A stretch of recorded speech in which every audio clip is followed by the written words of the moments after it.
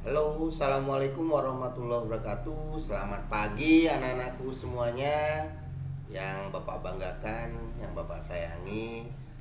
Selamat memasuki tahun ajaran baru dalam semangat baru, meski dalam situasi pembelajaran yang berbeda. Kalian harus tetap semangat karena semangat itulah yang bisa menumbuhkan optimisme kita untuk terus bisa meraih hal-hal yang baik di masa depan.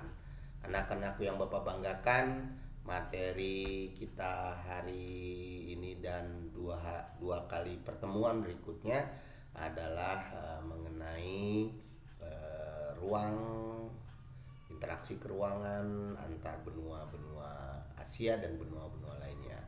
Anak-anakku yang Bapak banggakan, Bapak sudah memberikan materi di platform Google Classroom yang ada.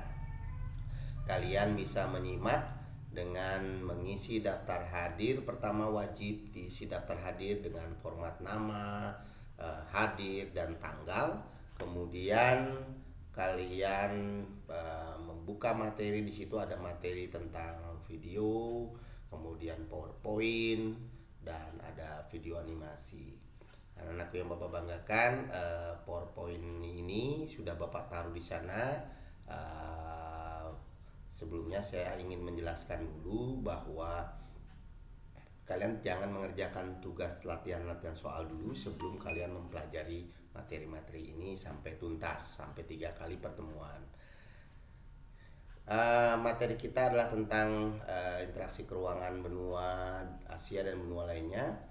Seperti kita ketahui, Bapak sudah menaruh di situ adalah video animasi tentang pembentukan benua. Bagaimana benua awalnya dulu dari satu, yaitu Pangea, kemudian pecah menjadi Laurasia Gondwana dan menjadi seperti sekarang, yaitu ada 6 benua: Asia, Eropa, Amerika, Afrika, Australia, dan Antartika.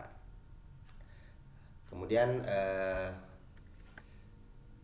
untuk materi benua ini dan samudra ini, peta konsepnya adalah sebagai berikut. Jadi permukaan bumi terdiri dari daratan dan perairan. Yang daratan yaitu ada daratan yang sangat luas yang kita kenal dengan benua. Kemudian ada perairan yang sangat luas yang kita kenal dengan samudra. Kemudian benua itu terbagi menjadi benua Asia, Afrika, Eropa, Amerika, Australia, dan Antartika. Ada 6 benua, di mana 5 benua itu dihuni manusia dan 1 benua Antartika itu adalah benua es yang hanya ditempati oleh para peneliti di sana dari berbagai negara internasional. Kemudian dari daratan yang sangat luas benua itu ada kita kenal daratan yang sangat kecil, yaitu pulau. Pulau itu daratan yang sangat kecil, daratan yang luasnya kecil, luasnya lebih kecil daripada benua. Kemudian samudra, perairan yang sangat luas. Ada perairan yang luasnya lebih kecil dari samudra, yaitu kita kenal dengan laut. Ada pula perairan yang kita kenal dengan selat, laut di antara dua pulau. Kemudian ada laut yang menjorok ke dalam daratan yang kita kenal dengan teluk. Nah, itu adalah perairan-perairan yang lebih kecil dari samudra. Oke, ini adalah peta konsepnya seperti sudah Bapak sampaikan tadi. Nah, tentang benua Asia adalah benua yang terluas di dunia. Tempat kita tinggal ini masuk ke dalam benua Asia. Walaupun kita terpisah dari benua Asia daratannya, tapi kita masuk ke dalam kawasan Asia Tenggara, ya. Benua Asia dikelilingi oleh samudra-samudra luas yang di sebelah utara yaitu Samudra Arktik, ya, yang disebut dengan Kutub Utara. Jadi kalian harus membedakan nih antara Kutub Utara dengan Kutub Selatan. Adalah kalau Kutub Utara itu samudra yaitu Arktik, kalau Kutub Selatan itu adalah benua yaitu Antartika, ya. Jadi Bapak ulangi, jadi kalau Kutub Utara itu untuk sebutan Kutub Utara itu Samudra Arktik itu ada di kawasan Kutub Utara, jadi berupa samudra tertutup es, ada beberapa yang tertutup es. Kemudian kalau di Kutub Selatan, kawasan Kutub Selatan ini itu adalah berupa benua, yaitu benua Antartika. Di sebelah timur Asia dibatasi dengan Samudra Pasifik. Di sebelah selatan Asia dengan Samudra Hindia. Kemudian di sebelah baratnya dengan daratan Eropa, yaitu dibatasi Asia dengan Eropa dengan pegunungan Ural. Kemudian Laut Merah, ya. Kemudian Laut Merah. Kemudian Laut Tengah yang membatasi juga dengan Afrika, dan kemudian terusan Suez, ya. Terusan Suez itu Laut Merah menghubungkan Laut Merah dengan Laut Tengah, yaitu di antara Asia dengan Afrika. Nah, ini secara astronomis kalian bisa pelajari di sini cara astronomis. Sebagian besar kawasan benua Asia adalah di belahan bumi utara, karena kalau lihat lintangnya, lihat 80 derajat lintang utara. Nah, jadi sebagian besar itu ada di belahan bumi utara. Hanya 11 derajat yang di belahan bumi selatan, termasuk Indonesia. Nah, Indonesia, batas Asia di selatan itu ya wilayah kita, negara Indonesia. Nah, ini yang kalian perlu pelajari tentang luas, kemudian bagaimana pendapatan negara-negara yang maju, negara maju di benua Asia. Memang sebagian besar masih kebanyakan negara berkembang Asia, tapi juga ada beberapa negara maju, diantaranya itu Jepang, Singapura, Korea Selatan, dan China. Nah, ini mengenai penduduknya, rasnya dari berbagai macam. Kalau Asia Selatan itu sangat berbeda dengan penduduk di Asia Timur, yaitu Mongoloid, ya. Kalau di Asia Timur, kalau di Asia Selatan ini Dravida, Aryak, ya. Kemudian di Asia Tenggara juga berbeda sekali dengan di Asia Selatan maupun Asia Timur. Kemudian Asia Barat juga ada perpaduan dengan Eropa, ya. Kaukasoid, ras Kaukasoid.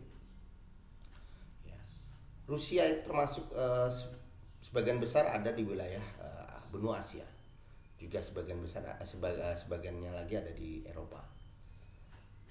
Nah, ini benua Afrika, kemudian lihat posisinya, kemudian penduduknya. Nah, kemudian posisi benua Eropa. Nah, Eropa dengan Asia ini menjadi satu daratan yang dikenal dengan Eurasia. Kemudian posisi lintangnya. Nah, ini mengenai penduduknya. Jadi Eropa dengan Asia memiliki karakteristik penduduk yang berbeda, ya. Lihat dari karakteristiknya, ya. Kulitnya, rambutnya, ini memiliki ciri yang berbeda dengan di Asia. Nah, kalau Asia ini tadi sebagian besar masih negara berkembang. Kalau di Eropa penduduknya sudah sebagian besar sudah relatif maju, ya. Pendapatan per kapitanya tinggi, ya. Kemudian sudah banyak penduduk yang memiliki pendapatan tinggi dan sebagian besar tinggal di perkotaan.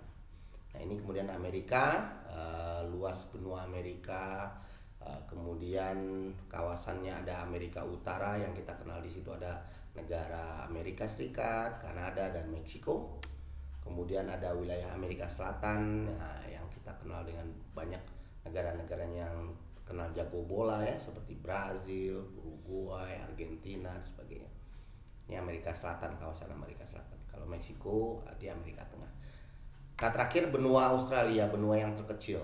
Benua terkecil ini merupakan sekaligus negara dominion dari Inggris, ya, Commonwealth, persemakmuran dari Inggris, masuk dalam kelompok persemakmuran dari Inggris.